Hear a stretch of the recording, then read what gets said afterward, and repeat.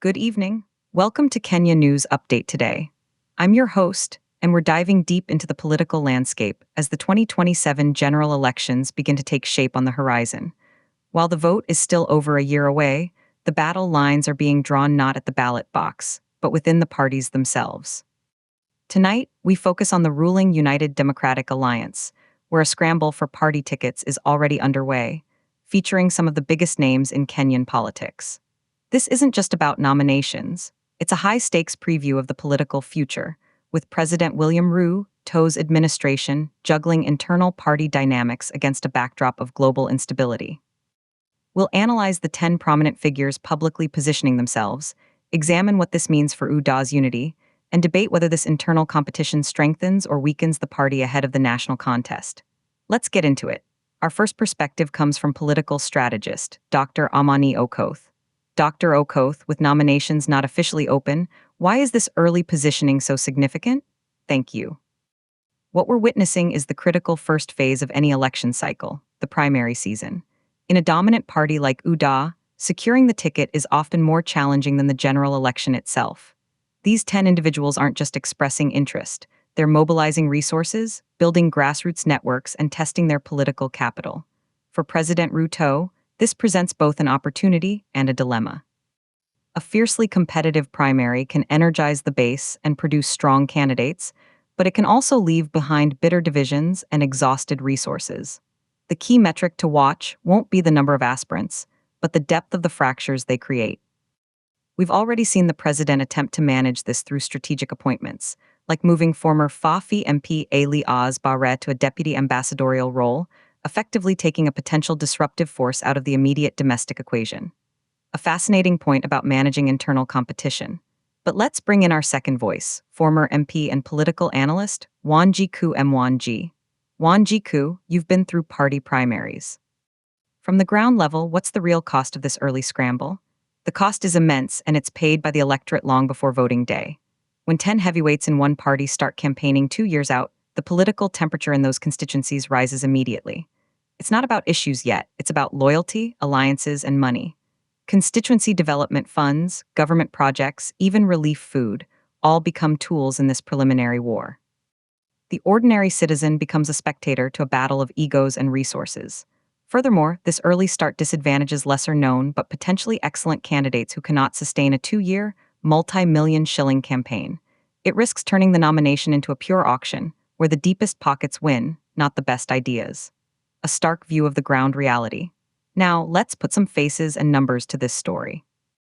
According to our analysis of public declarations and political intelligence, the 10 big names currently seeking UDA tickets span governors, senators, and influential MPs. They are targeting gubernatorial and senatorial seats in at least 6 key counties, regions considered UDA strongholds, but also areas with complex internal rivalries.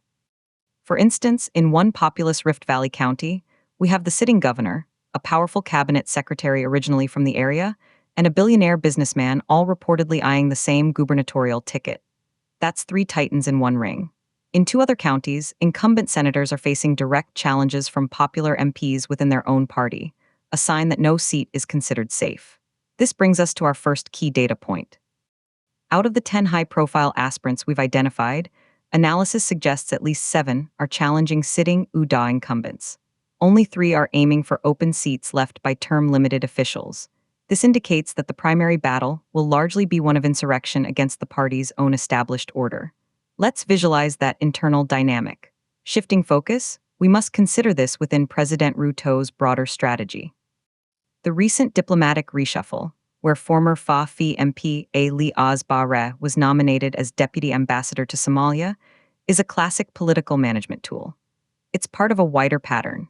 Since January, the administration has made ambassadorial nominations or redeployments affecting at least 5 individuals with strong local political bases. The Foreign Service now extends to 72 countries, creating a significant number of prestigious exit routes or holding patterns for influential figures. The question is, are these appointments meant to reward loyalty, to neutralize potential primary challengers, or to simply create vacancies for a new generation of leaders? Dr. Okoth, let's come back to you. How effective is this ambassadorial strategy in cooling down primary tensions? It's a double-edged sword. For a figure like Ba Re, moving from a local MP to a diplomatic role can be framed as a promotion, expanding his profile. It gracefully removes him from a constituency where he might have backed a challenger to a sitting UDA ally. However, this strategy has limits. You cannot appoint all 10 of these aspirants as ambassadors. For every Ba Re, there are several others whose ambitions are firmly rooted in local county power. They want to be governor or senator, not an envoy. The president's toolkit also includes cabinet appointments and chairmanships of parastatals, but these too are finite. Ultimately, he must allow some degree of open contest, or risk being accused of imposing candidates and stifling democracy within UDA. Wan Jiku, from your perspective, does this internal competition within the ruling party present an opening for the opposition? Absolutely, but only if the opposition gets its own house in order. A bloody UDA primary in a county like Nakuru or Wasingishu could depress voter turnout for the official candidate if supporters of the loser decide to stay home. It could also push a wealthy, frustrated loser to run as an independent, splitting the UDA vote. However, the opposition coalition, Azimio, is grappling with its own succession battles and regional balancing acts. They must be organized and resourceful enough to exploit any UDA weaknesses. The real beneficiary right now might not be another party, but political consultants, pollsters, and media houses who are seeing business boom 2 years early. Let's add an international dimension to this discussion, which seems purely domestic. Our third perspective comes from security and governance analyst, Mark Thiongo. Mark, you've been studying the recent Geneva Academy report on international humanitarian law. It paints a grim picture of global conflicts. How does that connect to Kenya's internal party politics? The connection is in the concept of rules of engagement. The Geneva report, covering 23 conflicts over 18 months, found that the rules of war, international humanitarian law, are at a breaking point. Over 100,000 civilians killed, with atrocities rampant. Now, translate that concept to party primaries. The rules of engagement are the party's nomination rules, the code of conduct, the dispute resolution mechanisms. What we are seeing in UDA, and to be fair in other parties, is a testing of those internal rules to their limit. When ambition is this high and starts this early, there is a temptation to use every tool available, money, government projects, even intimidation, pushing the internal party law to its breaking point. The health of a democracy is reflected not just in its general elections, but in how its parties conduct their internal affairs.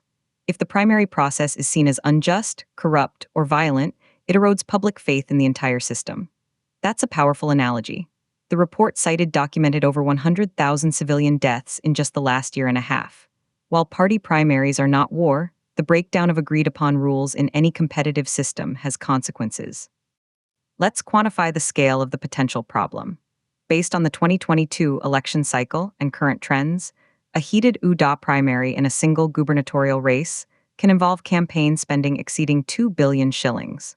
Multiply that by the multiple contested seats, and you're looking at tens of billions of shillings being deployed internally before a single shilling is spent against the official opposition. This financial arms race has profound implications for economic equity and political integrity. Consider this comparison. The estimated cost of a single, competitive gubernatorial primary in a major county could fund the annual budgets of several medium-sized constituencies. This isn't just political money, it's investment capital, agricultural subsidies, small business loans, all diverted into a political contest. Let's visualize that staggering comparison. Returning to the local scene, Dr. Okoth, what is the endgame for President Ruto? He presumably wants a strong, united party to defend his legacy and potentially support a successor in 2032. The endgame is controlled combustion. He cannot and should not stop competition. Democracy demands it, but his aim will be to manage it in a way that the party emerges stronger. This means using his influence to ensure primaries are perceived as fair, even if they are tough. It may involve brokering last-minute negotiations, where a strong challenger is persuaded to step down for a future reward, perhaps one of those 72 ambassadorships. It also means publicly backing winners of the primaries unequivocally to heal divisions. The worst outcome for him is a series of primaries so acrimonious that losers bolt the party, taking their voting blocks with them. His performance in managing this will be a major test of his leadership within UDA, separate from his performance as president of the nation. Wanjiku, final word to you. What should voters in these constituencies look for as this drama unfolds over the next year? Voters must be vigilant and demand substance. Right now, the language is all about our turn, bringing development, and loyalty to the party or the president. Voters must cut through that. They must ask every aspirant, regardless of party, what is your specific plan for healthcare in this county? How will you tackle youth unemployment with concrete programs, not promises? How will you ensure transparency in procurement? The moment an aspirant starts dishing out money, gifts, or threats, the voter should see that as a sign of a bankrupt agenda. The primary season is the best time to hold leaders accountable because they are desperate for your support. Use that power wisely. Mark, a final thought on the broader implication. Kenya remains an anchor of stability in a troubled region. The Horn of Africa is fragile. The breakdown of international law and global conflicts, as documented, makes domestic stability even more precious. A chaotic, violent, or grossly unfair election cycle in Kenya, starting with these party primaries, would have ripple effects far beyond our borders. It would undermine our moral authority and our strategic position.